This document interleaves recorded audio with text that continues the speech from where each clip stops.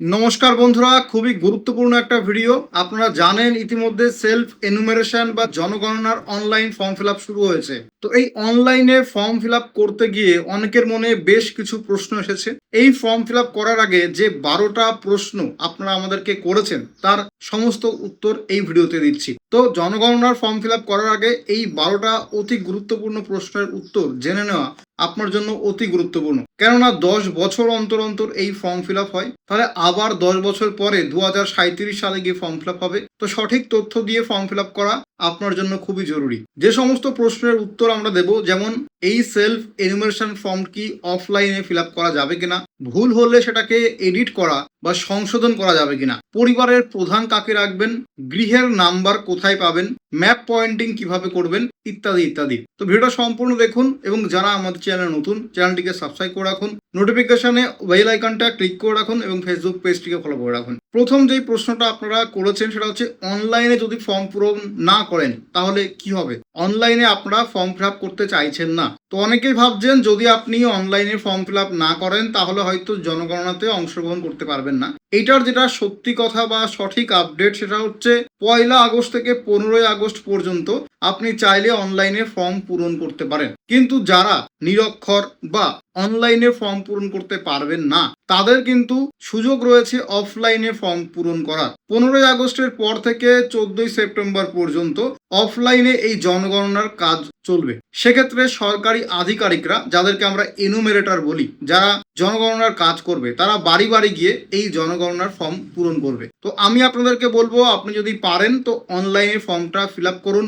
নিজের তথ্য নিজের দায়িত্বে দিন, কেননা আপনার হাতে কোনো প্রকার ফর্ম দেবে না যেই ফর্মটা আপনি নিজে হাতে কলমে ফিল আপ করে আবার জমা দেবেন এনুমারেটরকে, এরকমটা হবে না। আপনার ফর্মটা ফিল আপ করবে এনুমারেটর অফলাইনে, আপনি শুধু মুখে তথ্যটা বলে দেবেন। তো সেক্ষেত্রে সেফ সাইড বা সুরক্ষিত আপনি অনলাইনে করুন, তাহলে নিজের তথ্য নিজেই দিতে পারবেন। তারপরে যখন আপনার বাড়িতে অফলাইনে ফর্ম পূরণ করার জন্য আসবে এনুমারেটর, তাদেরকে বলবেন যে অনলাইনে আমি করে নিয়েছি, এবং অনলাইনে সাবমিট করার পরে যেটা আপনি প্রিন্ট করতে পারছেন ওটা তাদেরকে দেখিয়ে দেবেন, তাহলে সেটা তাদের অনেকটা হেল্প হবে। তাহলে আমার সাজেশন থাকবে, অনলাইনে 1 আগস্ট থেকে 15 আগস্টের মধ্যে আপনি ফর্মটা পূরণ করে নেবেন, সেলফ এনুমারেশন বা জনগণনার ফর্মটা। এইবার সব থেকে বড় প্রশ্ন, ম্যাপ পয়েন্টিং কিভাবে করবেন।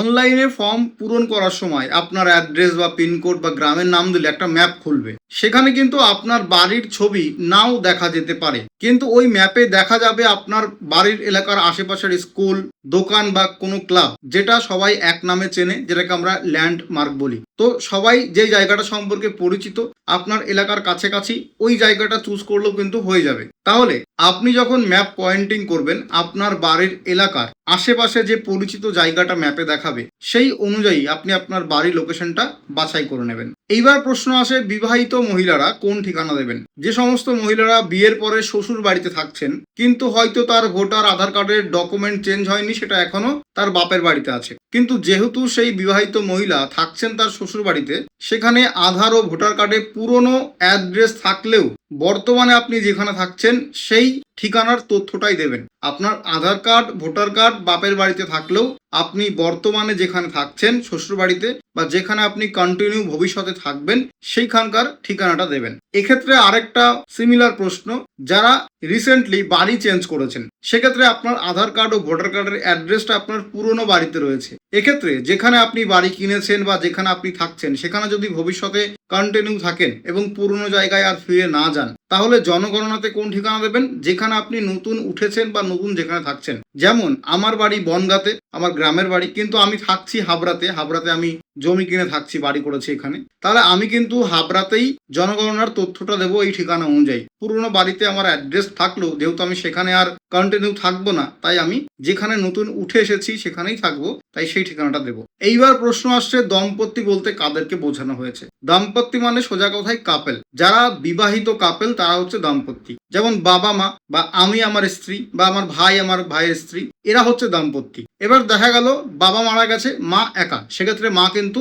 দম্পতি হবে না। একইভাবে ধরো মা মারা গেছে, বাবা একা রয়েছে, সেক্ষেত্রে বাবাও কিন্তু দম্পতি হবে না। তাহলে এমন দুজন স্বামী স্ত্রী যারা বিয়ের পরে একসঙ্গে থাকে এবং দুজনাই জীবিত, তাদের ক্ষেত্রে কিন্তু দম্পতি বা কাপল হিসেবে ধরা হবে। তাহলে যদি কেউ বিধবা হন বা ডিভোর্স হয়ে আলাদা থাকেন, সেপারেট থাকেন, সেক্ষেত্রে তাদেরকে কাপল হিসেবে ধরা যাবে না। তাই এই তথ্যটা সঠিকভাবে দেবেন। এইবার প্রশ্ন আসছে যে 1 আগস্ট থেকে 15 আগস্ট যে অনলাইনে ফর্ম ফিল আপ চলবে, এটা বাধ্যতামূলক কিনা অনলাইনে ফর্ম ফিল আপ করা? উত্তর হচ্ছে একেবারেই নয়, এটা বাধ্যতামূলক নয়। যারা পারবেন অনলাইনে ফর্ম ফিল আপ করতে তারা ফর্ম ফিল আপ করুন বা সাইবার ক্যাফে থেকেও করতে পারেন। 15 আগস্টের পরে 15 আগস্ট বা 16 আগস্ট থেকে 14 সেপ্টেম্বর অর্থাৎ 15 আগস্টের পরবর্তী 15 দিন অফলাইনে জনগণনা বা সেন্সাসের কাজ চলবে। সেক্ষেত্রে সরকারি আধিকারিকরা যারা জনগণনার কাজ করে তাদেরকে আমরা ইনুমারেটর বলি, তারা আপনার বাড়িতে এসে অফলাইনে জনগণনার ফর্মটা ফিল আপ করে নেবে। সেক্ষেত্রে তারা কিন্তু আপনাকে কোনো ফর্ম দিয়ে বলবে না যেটা আপনি ফিল আপ করে দিন।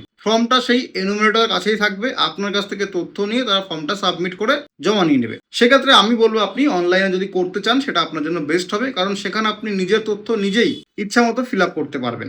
ভুল হলে সংশোধন করা যাবে কিনা, দেখুন দুটো বিষয় আছে। যদি আপনি অনলাইনে ফর্ম ফিল আপ করেন তাহলে ভুল সংশোধন করতে পারবেন। দেখুন, ফাইনাল সাবমিট করার পরে ভুল অনলাইনে এডিট করা যাবে না। সেক্ষেত্রে আপনি অনলাইনে ফর্ম ফিল আপ করলেন, সাবমিট করে দিয়েছেন, কোনো প্রকার ভুল হয়েছে, তাহলে 15 আগস্টের পরে যখন আপনার বাড়িতে অফলাইনে এনুমারেটর আসবে ফর্ম ফিল আপ করতে, তখন ওই অনলাইনের কাগজটা তাকে দিয়ে বলবেন যে আমার এই অপশনটা ভুল হয়ে গেছে অনলাইনে ফর্ম ফিল আপ করার সময়। তাহলে তারা অফলাইনে ফর্মটা ফিল আপ করার সময় সঠিক করে নিতে পারে। এছাড়া যদি আপনি অনলাইনে ফর্মটা ভুল করে সাবমিট করে দেন তাহলে নিজে নিজে আর এডিট করতে পারবেন না। যখন অফলাইনে ফর্ম ফিল আপ করতে সরকারি আধিকারিকরা বাড়ি আসবে তাদেরকে ওই ভুলের তথ্যটা দেবেন, তারা সেটাকে সংশোধন করতে পারে। এইবার কোনো ডকুমেন্ট যেমন Aadhaar card, voter card, ration card, PAN card এগুলো আপলোড করতে হচ্ছে কিনা অনলাইনে ফর্ম পূরণ করার সময়, তো self enumeration form fill up করার সময় কোনো প্রকার ডকুমেন্ট আপলোড করতে হচ্ছে না, তাই ভয়ের কোনো কারণ নেই।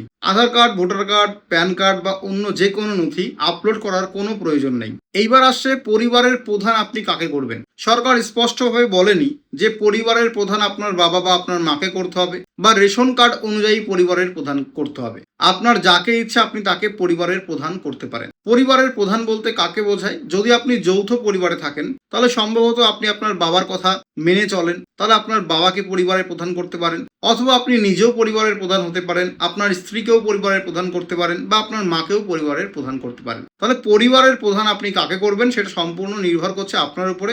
আলাদা করে কোথাও মেনশন করা হয়নি যে একেই পরিবারের প্রধান করা বাধ্যতামূলক। এটা অন্নপূর্ণা যোজনার ফর্ম ফিল আপ নয়, এটা জনগণনার ফর্ম ফিল আপ। তাই আপনার যাকে খুশি আপনি পরিবারের প্রধান তাকে করতে পারেন। এইবার আসি গৃহ number, mobile number, email ID, এই তিনটে বিষয় উত্তর দিই। বর্তমানে যে অনলাইন ফর্ম আছে সেলফ এনুমারেশন, সেখানে গৃহ নাম্বার লাগছে না, তাই এই বিষয় নিয়ে চিন্তা করার কোনো দরকার নেই। ফর্ম ফিল আপ করার সময় অবশ্যই একটা অ্যাক্টিভ মোবাইল নাম্বার ব্যবহার করবেন এবং একটা অ্যাক্টিভ ইমেল আইডি দেবেন।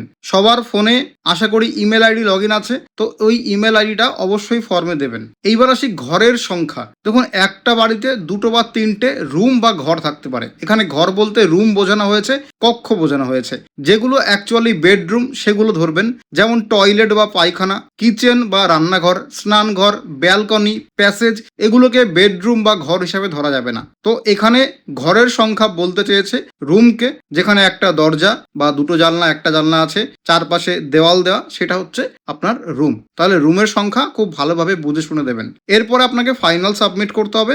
ফাইনাল সাবমিট করার আগে সমস্ত কিছু একবার রিচেক করে তারপরে সাবমিট করবেন। সাবমিট করার পরে একটা 12 সংখ্যার এনুমারেশন আইডি জেনারেট হবে। ওই 12 সংখ্যার মধ্যে 11টা নাম্বার বা সংখ্যা থাকবে এবং একটা হচ্ছে ইংরেজি অক্ষর থাকবে। এটাকে প্রিন্ট আউট করে রেখে দেবেন বা স্ক্রিনশট করে রেখে দেবেন। পরবর্তীতে এনুমারেটর যখন আপনার বাড়িতে অফলাইনে জনগণনার জন্য আসবে তখন তাকে ওই স্লিপটা দেখাবেন, তাহলে সে সমস্ত তথ্য যাচাই করে নেবে। তাহলে আশা করি সমস্ত ডিটেল আপনাদেরকে আমি বোঝাতে পেরেছি স্টেপ বাই স্টেপ। এরপরেও যদি কোনো প্রকার প্রশ্ন থাকে সেলফ এনুমারেশন নিয়ে অবশ্যই কমেন্ট করে জানাবেন। এবং আমাদের এই চ্যানেলে এরকম গুরুত্বপূর্ণ ভিডিও পাবলিশ করা হয়ে থাকে, তো চ্যানেলটিকে সাবস্ক্রাইব করে নোটিফিকেশন আইকনে অল আইকনটি ক্লিক করে রাখবেন এবং ফেসবুক পেজটিকে ফলো করে রাখবেন। ধন্যবাদ, ভালো থাকবেন, দেখা হবে পরবর্তী ভিডিওতে।